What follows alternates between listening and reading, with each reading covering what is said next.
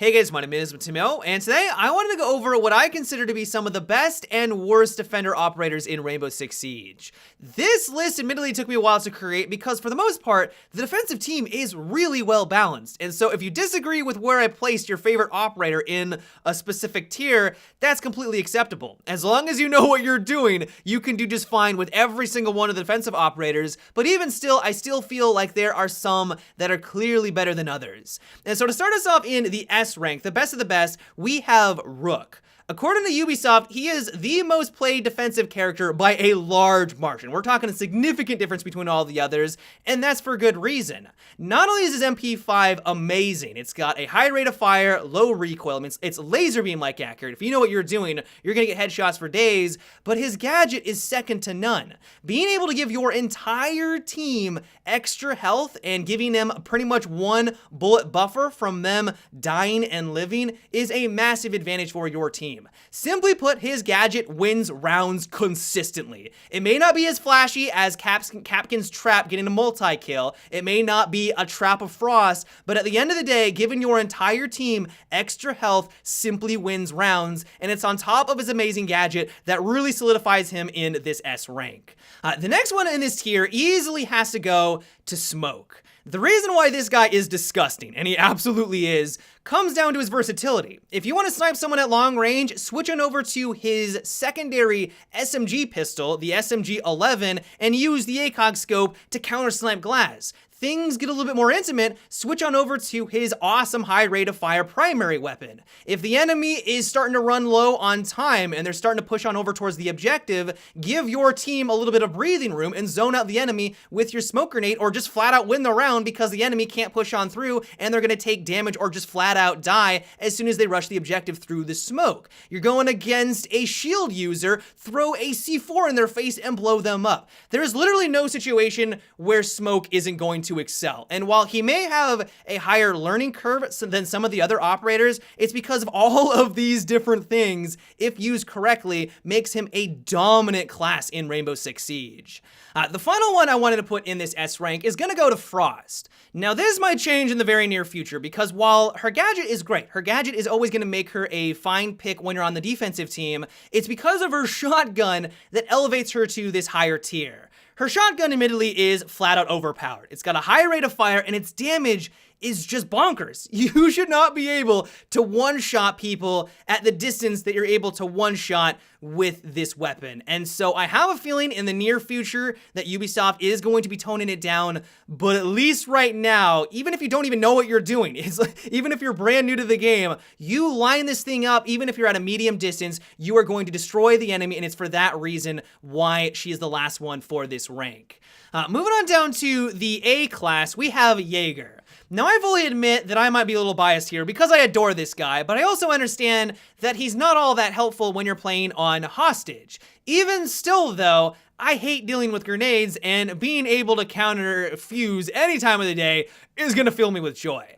The real reason why I use him, though, is because of his weapon. The 416C, I think, is the hardest hitting gun for the defensive team. It hits like a truck. And so if you're someone like me who may struggle every once in a while to maintain that precise accuracy to land headshots consistently, this is an amazing weapon to use. And so while I fully admit that he may not be the best of the best because he doesn't really excel on Hostage, he is still easily one of the better operators in the game.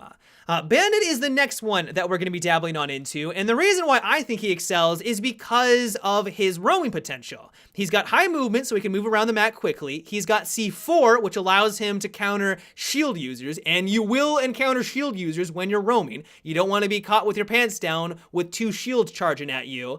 And because his weapon is a headshot machine, he is just the perfect operator for that type of playstyle. And while I admit that his gadget can be countered quite easily, it's very large, so if anyone is even looking at it, they're going to be able to take it out with a grenade, or they can shoot at it, or an EMP grenade is going to be able to drop it very quickly. It's because of everything else that makes him so effective in Rainbow Six Siege. Like, I really do think that he is one of the best operators for that type of play style.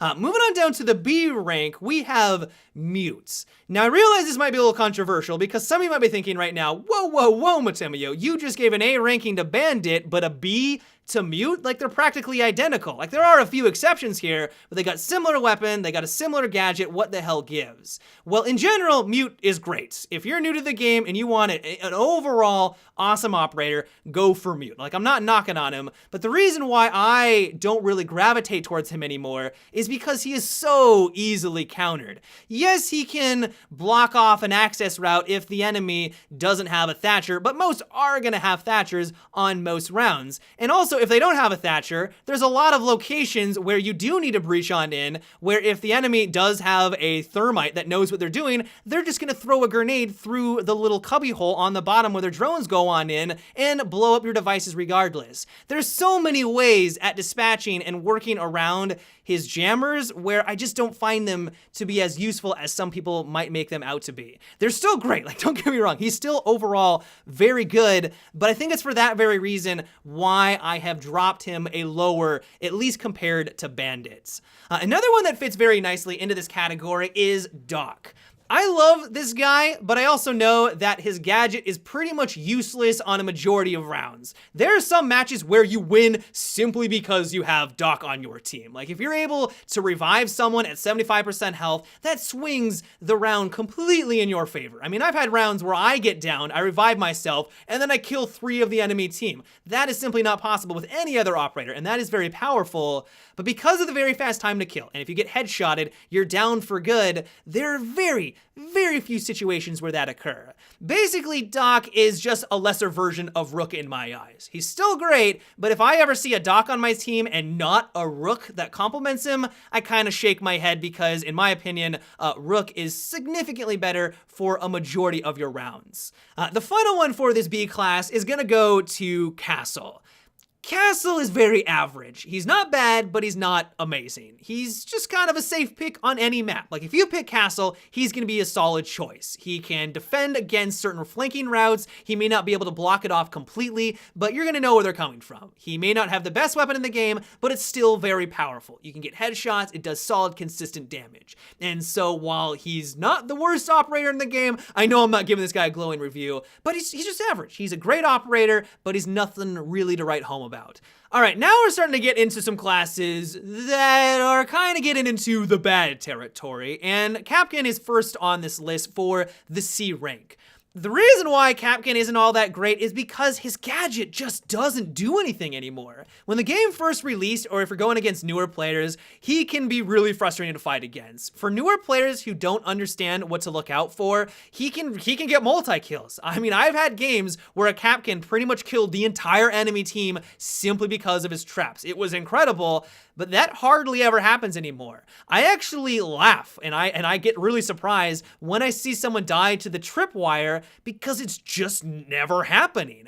And while I know that some people argue that he does give your team knowledge because the enemy is gonna have to deal with the trap. They have to shoot it out, so you're gonna know when an enemy is around or near a doorway. Like that is nice, but there's a lot of other operators that just do what he does better. And so while he's got nice health, he's got C4, like he's not completely worthless, it's because all of the other operators in the game have awesome weapons, they have awesome gadgets, and then Kapkan just kind of has something that's very mediocre for why I put him in the C rank. Now, Pulse is someone that I debated putting into a higher tier because he did get a bit of an upgrade in the most recent updates. If you're not aware, Ubisoft patched it where now when he uses heartbeat monitor, he doesn't shout as loudly, so it's harder for the enemy to identify where you are located when you're roaming around the map. But even still, unless you're playing on select maps like Oregon or on Plane, because you have to be so close to the enemy to even have them show up on the heartbeat monitor, he doesn't really provide that much benefit for your team. He's still good. Like I've seen some Pulses do some disgustingly stupid maneuvers on the enemy, and I've been able to pull off some cool stuff as well. But on a majority of the maps, I just find myself gravitating towards other classes because I just feel like they do everything better. And then finally, the worst class in the game, dropping down to the D rank, and he absolutely deserves the D rank, goes to Tachanka.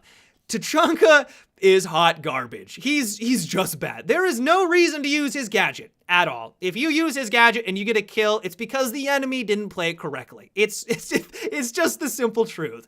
I'm really crossing my fingers that Ubisoft is gonna give this guy some loving in the future, because right now I think he has a 4% pick rate. So out of 100 games, he is picked 4 times. It is pathetic right now. And so I know that there are some Tachanka players out there that are able to do some pretty impressive things. In general, this guy is absolutely terrible. But yeah, guys, that is about it for my list of best and worst defensive operators in Rainbow Six Siege. I hope you enjoyed. Let me know what you thought of my list. Do you agree? Do you disagree? Would you swap some things around? At the end of the day, this is just my opinion. This was just for fun. This was just something fun to talk about. And so if you guys have a different list, let me know down below, because I am curious to know what you guys think. But yep, until tomorrow, have a good one and take it easy.